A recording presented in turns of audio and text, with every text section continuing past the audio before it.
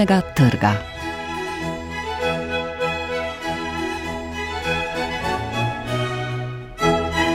Spoštovane poslušalke, spoštovani poslušalci, lepo pozdravljeni. Čas mineva za vse, tudi za oddaje. In oddaja s knjižnega trga tako v teh dneh slavi pomemben jubilej. 80 leti namreč že živi med slovenskimi poslušalci. Čas, ki je odmerjen v programskem pasu Arsa, bo zato danes potekal nekoliko drugače kot običajno. Namesto kritikam boste lahko prisluhnili pogovoru o posebnostih oddaje s knjižnega trga ter o pomenu radijske literarne kritike. Z nami bosta dolgoletni urednik oddaje s knjižnega trga Vlado Motnikar in dolgoletni sodelavec oddaje, letošnji prejemnik Stritarjeve nagrade Matej Bogataj. Še predtem pa bomo besedo prepustili odgovorni urednici programa Ars Ingrid Kovač-Brus.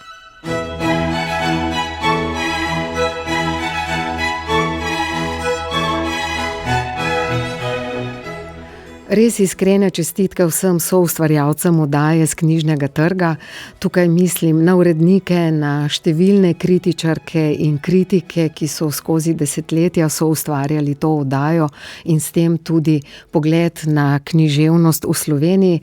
Hvala vsem ustvarjalcem z radija, tehnikom, glasbenim opremljevalcem, napovedovalcem z zvočno podobo, radijskih kritik, ki so nekaj posebnega, drugačne so od tistih, ki jih beremo.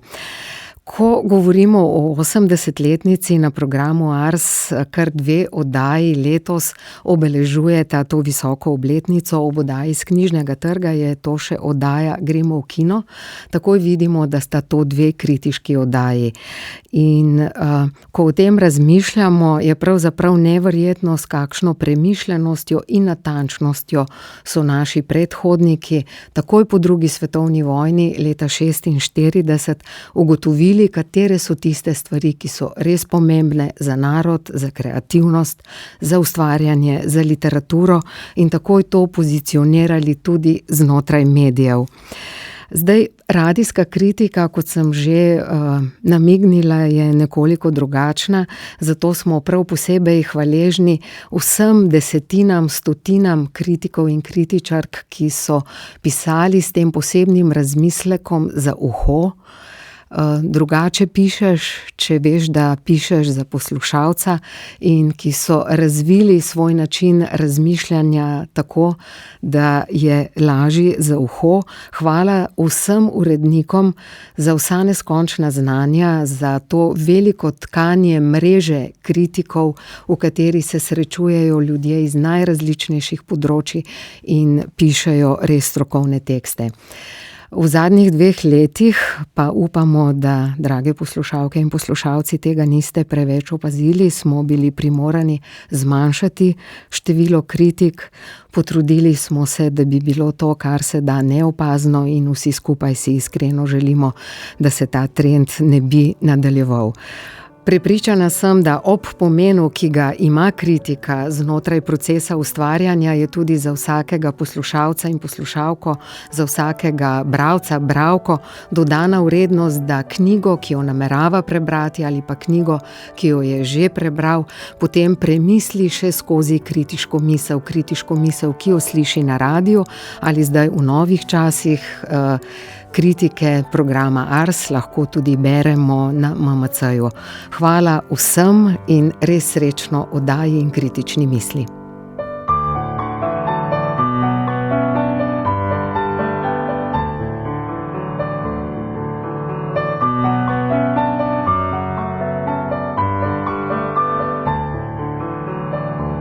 Spoštovani poslušalci, lepo pozdravljeni v posebni oddaji s knjižnega trga. Danes gostimo Mateja Bogataja, našega eminentnega literarnega kritika in urednika dolgoletnega oddaje s knjižnega trga Vlada Motnikarja. Z njima se bom pogovarjala Tina Kozin. Za začetek bi še povedala, da ker se vsi trije zelo dobro poznamo, se bomo tokrat kolegialno izjemoma tikali pred mikrofonom. Upam, da vas to ne bo motilo in vas vabim, da ostanete z nami. Matej in Vlado, lepo pozdravljena. Ja, pozdravljeni vsi skupaj. Dober dan. Vsi trije smo mlajši, oziroma vsak od nas je mlajši od oddaje z knjižnega trga, vsi trije skupaj nismo, ne?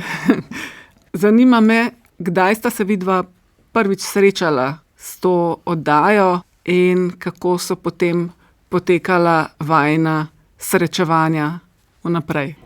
Vlado. Ja, jaz sem se najprej srečal z oddajo kot poslušalec, ne, seveda, ampak potem 91. sem pa že začel sodelovati kot zunanji recenzent. Na ta način sem tudi potem prišel v uredništvo, ko so razpisali delovno mesto.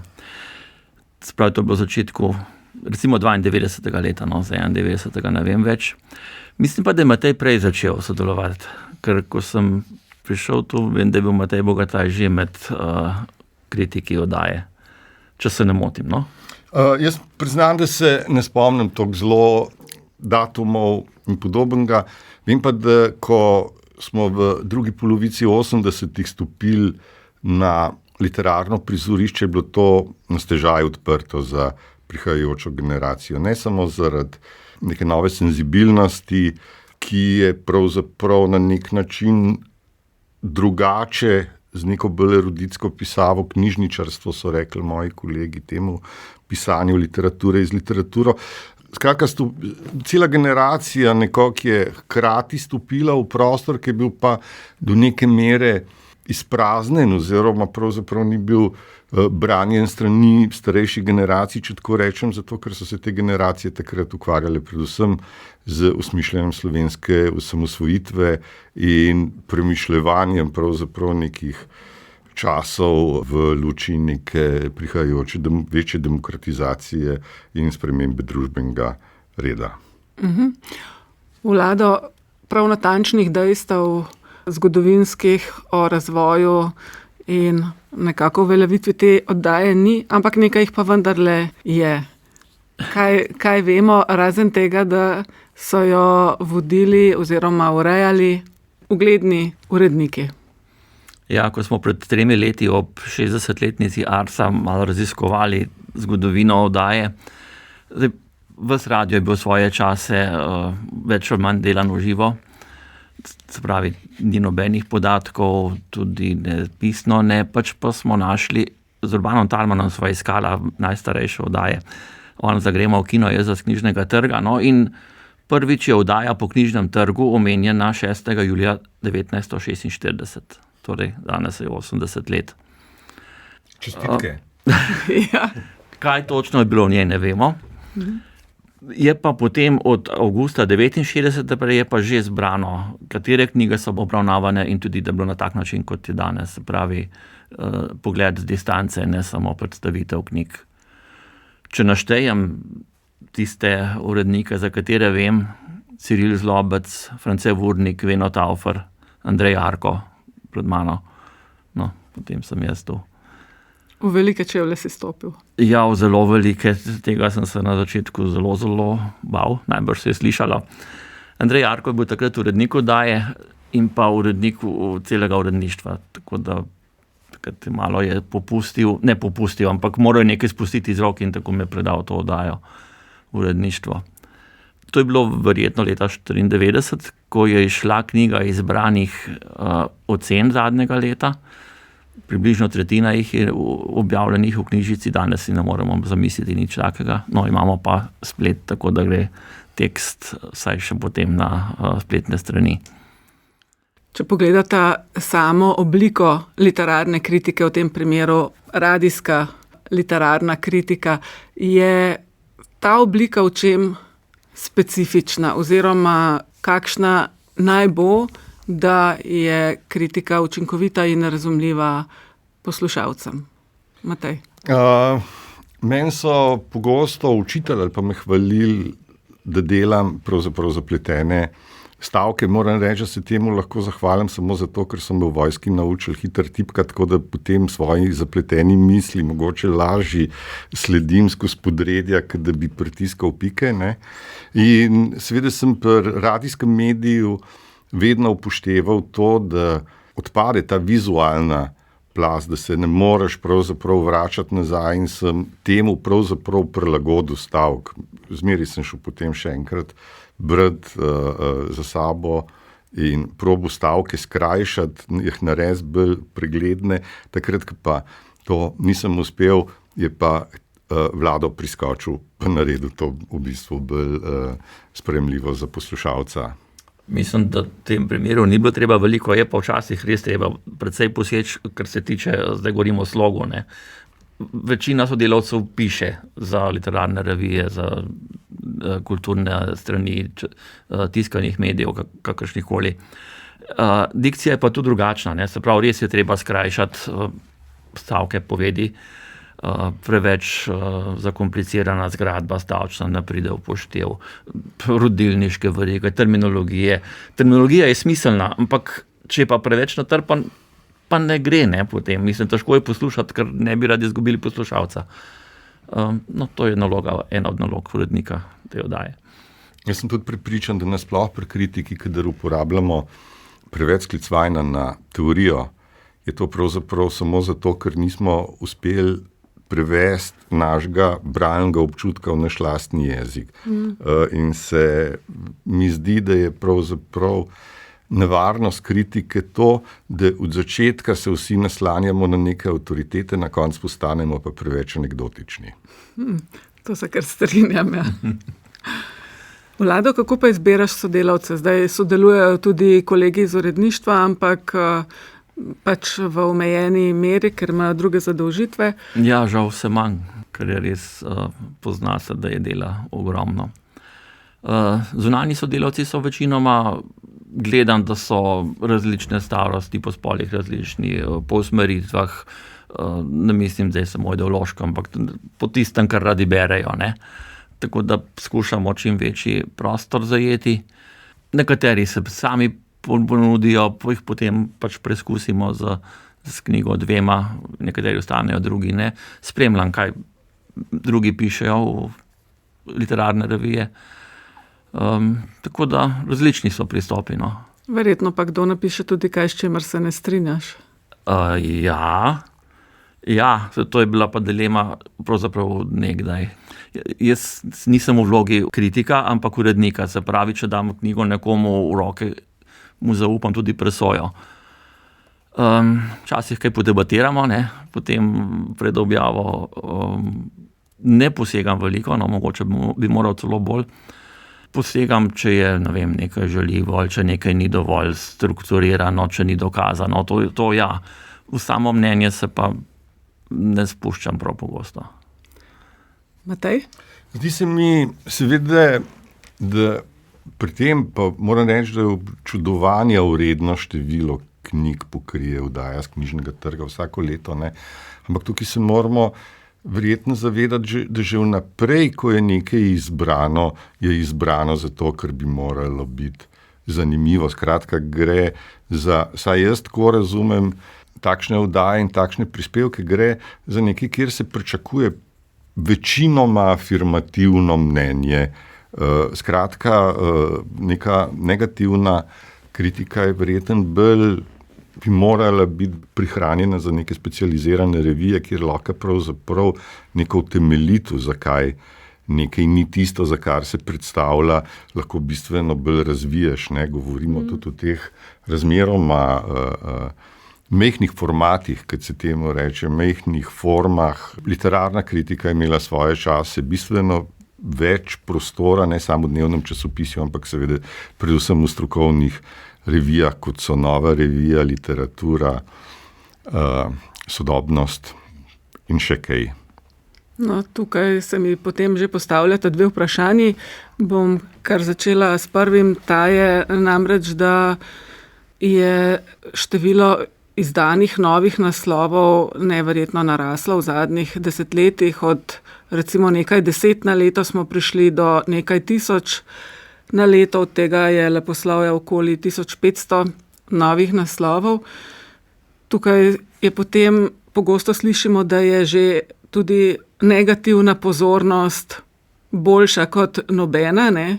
Po drugi strani pa se Vlado verjetno tebi postavlja tu nekoliko bolj zahtevno vprašanje izbire, kaj sploh izbrati za kritiško branje. Pa morda še, če bi komentiral tole Matejevo misel, izbiraš tiste knjige, ki načelno dobijo bolj kot ne afirmativno oceno ali niti ne? No, izbiram knjige, ki mislim, da si zaslužijo kritiško pozornost, ali pa recimo recenzentsko, da ne bomo prestrogi pri izrazu. Spravi zanimive, tiste, ki nekaj ponujajo. Mogoče sem malo bolj pozoren na prvence, na zamejsko literaturo, ki mislim, da le mora biti obravnavana. Sicer pa viri so isti kot vsak bralec. Pogledal po spletu, po medijih, po bukli, kaj je nekaj novega. Da hitro pogledamo po straneh, nekaj se izbere, nekaj izločim. Kaj pa politična korektnost, ki danes ne moremo pobegniti na nobenem koraku? Tukaj bi pa rad rekel, da beremo knjige. No? Saj meni se zdi, da moramo brati knjige, ne pa tisto. Da moramo presojati, ali avtor, pa jaz kot bralec mislim prav ali ne. To se pozna tudi pri nagradah, se mi zdi, ali pa tudi v drugih zvrsteh v filmu, recimo, ne? Ali pa v gledališču. Jaz mislim, da je še zmeraj knjiga tisto, kar obravnavamo. Tema je pa začetek, ne? Ampak na njej se potem gradi. Dobra je zato, ker je dobro narejena, ali pa slaba, ne zato, ker zagovarja neko tezo. Matej, Ja, to se popolnoma strinjam. Politična korektnost bi pravzaprav pomenila, da se spravljamo na tiste dele literature, ki niso prvenstveno literarni. Ne? Jaz recimo, da menjamo kriterije v bistvu.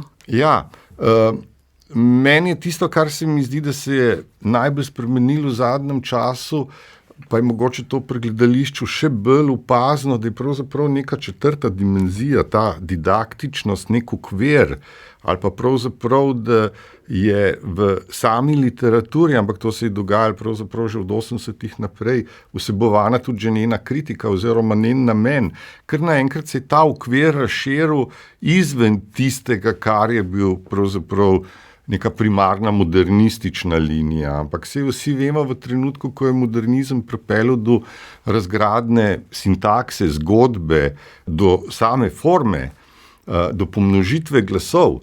Tisti trenutek je bilo treba najti nekaj drugega in sem presenečen, da je torej točno ta didaktična, včasih žugajoča dimenzija postala pravzaprav tako pomembna in ravno ta je mogoče potem tudi najbolj vprašljiva, če govorimo o neki korektnosti, pa ne mislim na politično tukaj v nekem ožjem smislu.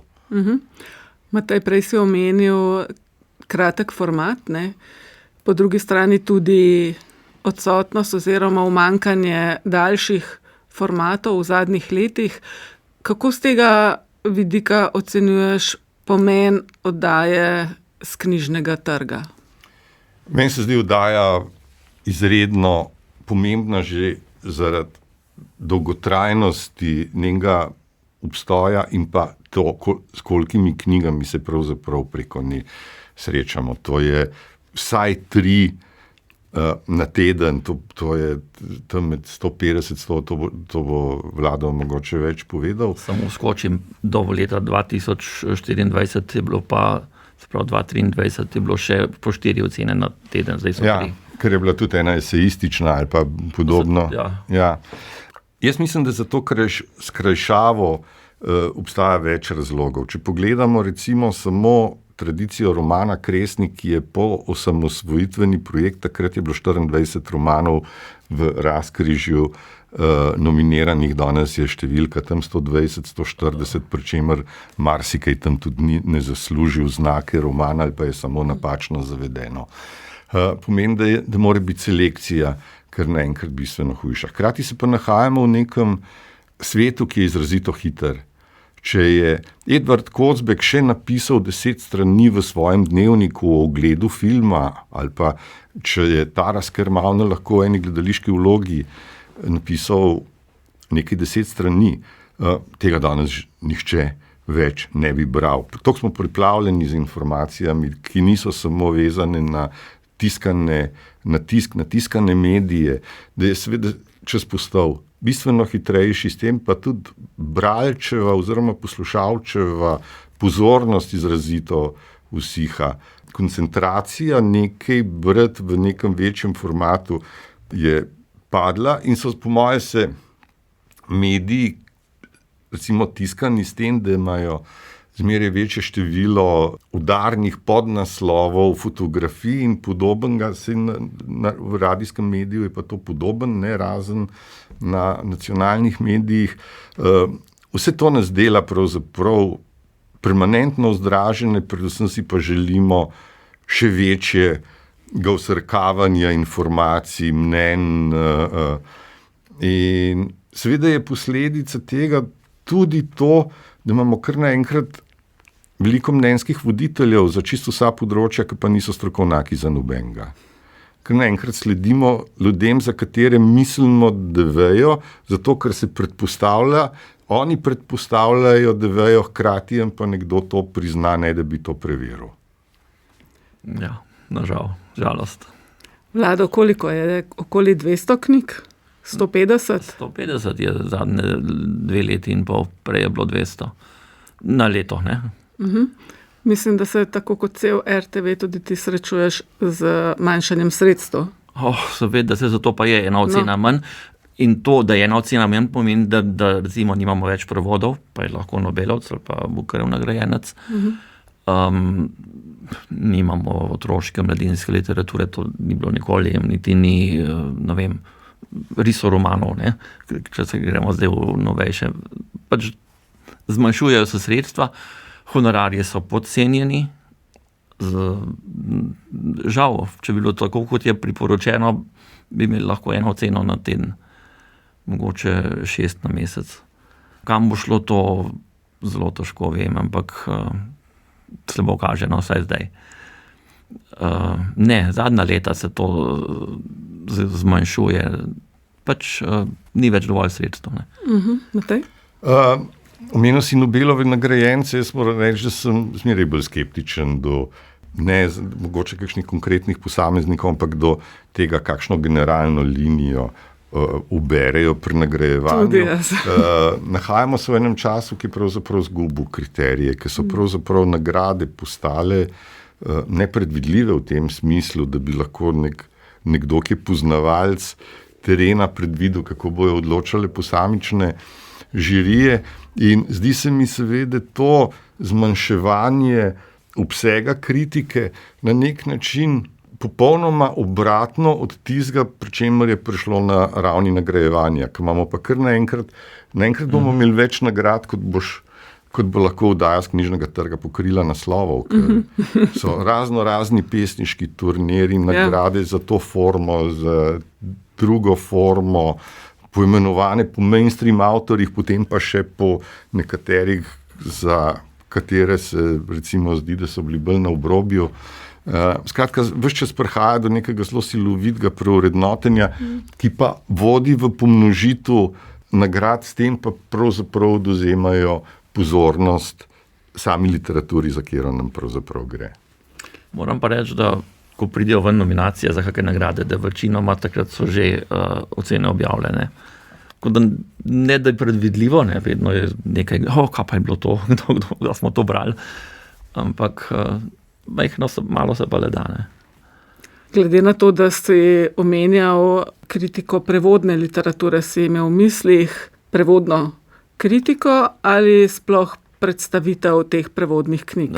Mislil sem na obravnavo prevodnih knjig, prevodne kritike pa v tej prave, se pravi tista, ki bi analizirala konkretno ustreznost prevoda, slog in vse to.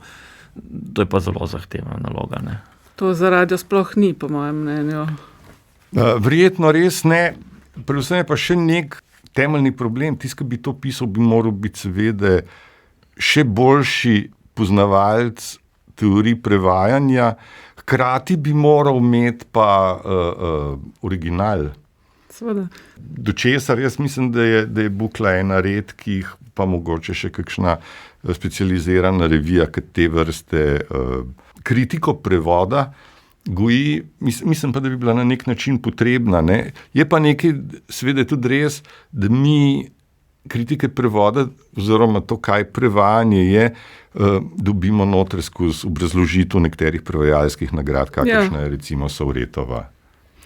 Če pogledamo današnji čas, tempo življenja, vedno krajši format, kaj bi si želela, da se oddaja razvija v smeri še morda malo krajšega formata in posamezne kritike in več tekstov, ali da ostane nekako na tej ravni poglobljenosti in razdelanosti, kot je zdaj. Ali ta format ima pred sabo po vajinem mnenju kakšen potencialni razvoj, primeren času?